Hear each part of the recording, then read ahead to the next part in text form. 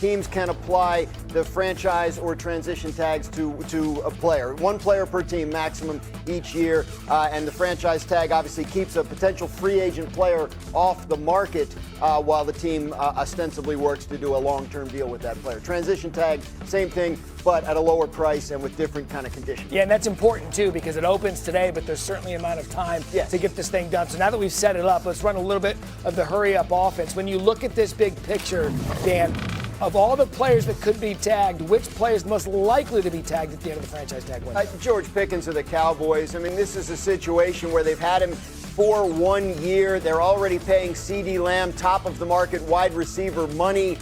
George Pickens, a franchise tag would probably be about $28 million this year. Cowboys would do a long-term deal with him, but that could be a long and protracted negotiation. I know that sounds shocking. We talk about the Cowboys, but I think that's probably what happened. Every year they have one, and that could be the one. Moves made yesterday. What were they? Dolphins cutting a lot of cap space. The most prominent release they made was wide receiver Tyreek Hill, who now becomes a free agent, free to sign with any team anytime he wants. Doesn't need to wait till next March, or until next month rather, which is March. But Tyreek Hill coming off a significant injury, and we'll see what the level of interest is in him at 32 years old. Yeah, and then one of the things, if we're connecting the dots now as we bring in Dominic Foxworth and Tim Hasselbeck, Neek, the biggest thing here is like, oh, he's free again, Tyreek Hill. He's going to be reunited with the Chiefs. That's the common thought because it's easy to do that. What do you think?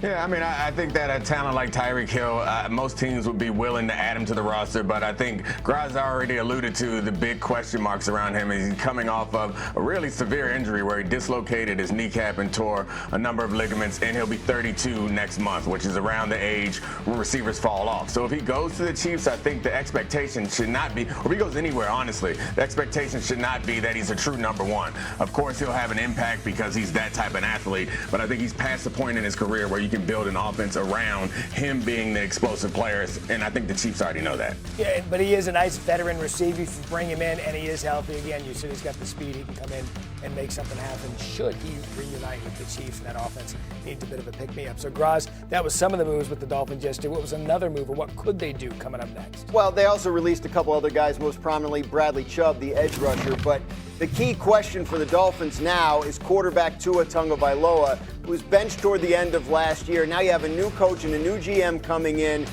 Tua guaranteed $54 million this year, even if they were to release him. So the Dolphins not in a hurry to make that move. I think they believe there's a chance at least, or at least some hope, that they could work out a trade with some other team for Tua Tagovailoa. They might have to eat a chunk of that money in order to do that. But if they cut him, it's $99.2 million in dead money, which is a monster number that they'd love to find some way to avoid. And Tim, we know Tua didn't even finish the season as the starter for the Dolphins. So what do you think his future looks like with Miami?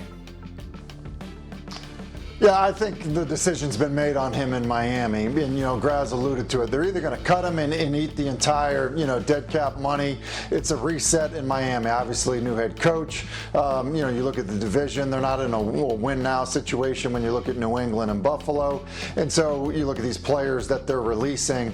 It's a rebuild in Miami. So, look, if Miami can find a trade partner where, they take the sting out of it a little bit, eat some of the contract, but somebody assumes the rest of his contract because they're looking for a veteran quarterback, then fine. I think that's really unlikely to happen. Ultimately, Miami probably ends up cutting him and then just taking their medicine now as they try to rebuild. Make? Yeah, and I think Tua has the pedigree of a quarterback that I think would be pretty attractive. But given the fact that he hasn't had that much success and he has a pretty prominent injury history and a huge contract, I think it's going to be hard for them to move him. And it's certainly going to be difficult for anyone who thinks they're going to take on some of that cap hit to relieve the Dolphins. They're in a bad spot, but I think someone will take Tua once they finally release him. But it's going to be a real challenge to figure out where somebody will be interested in trading for him, despite the fact that I think talent-wise, he's better than a lot of the quarterbacks that are out there right now. And you wonder if he's even better than Quinn Ewers, who they ended the season with. You've got to expect they're going to do something at quarterback. Even if they were to release Tua, they'll bring in somebody else. They have Ewers, who played at the end of last year. I just want to make the point, though, the $99.2 million in dead money is a huge number, would be a record.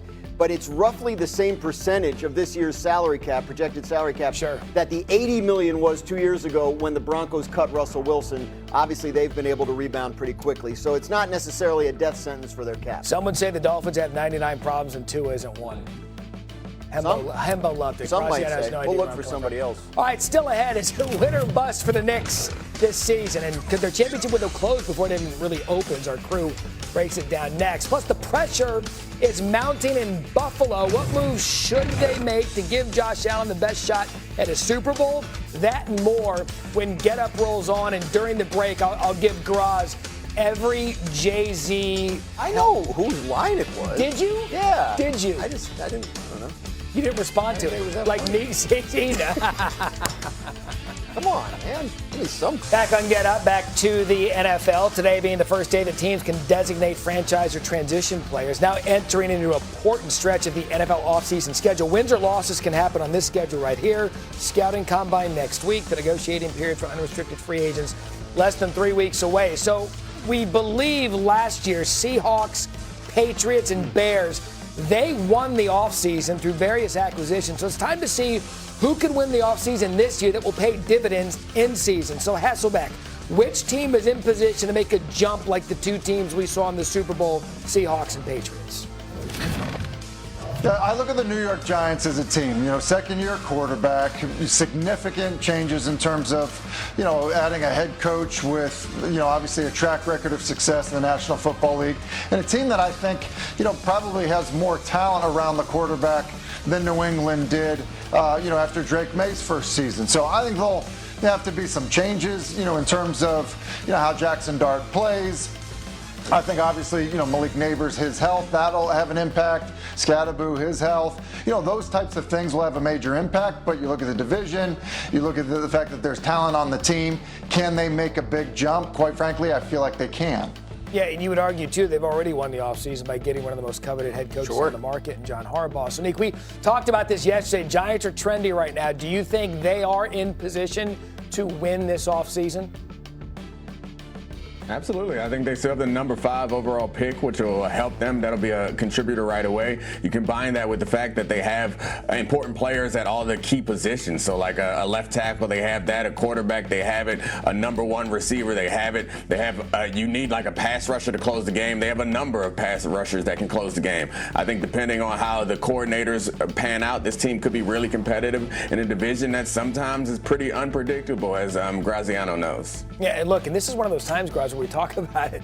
When you look at these teams and the moves they make from now till training camp can dictate success. Having said that, which team do you believe is under the most pressure to have a good offseason? The Buffalo Bills. If you get to the second round of the playoffs and fire your 9-year head coach, that means you're wanting to win now. And the Buffalo Bills are under pressure to put together a team that can do that. We've reached the point in Josh Allen's career where the narrative around him is, are the Bills failing Josh Allen? Obviously, they don't want to be known as a team that did that. New head coach Joe Brady, general manager Brandon Beane, under a great deal of pressure to get the roster to a point where they can get that AFC East title back and make a run at the Super Bowl. And look, I'll take it one step further. You finally got Patrick Mahomes and the Chiefs out of the way.